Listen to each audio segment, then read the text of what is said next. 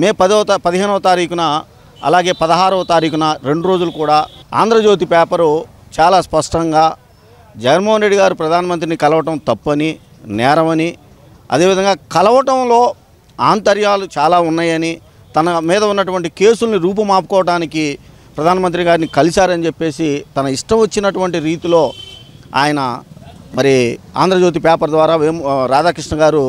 రాయటం జరిగింది. లేఖని మరి మీడియాకి ఇచ్చినా కూడా తాను ఇష్టం వచ్చినట్టుగా రాసినటువంటి ఆంధ్రజ్యోతి పేపర్ మీద, అదేవిధంగా మరి దాని సంపాదకులు, దాని ఇన్ఛార్జి, దాని ఓనర్ అయినటువంటి రాధాకృష్ణ గారి మీద, దానికి సంబంధించినటువంటి మరొక 6గురి మీద కూడా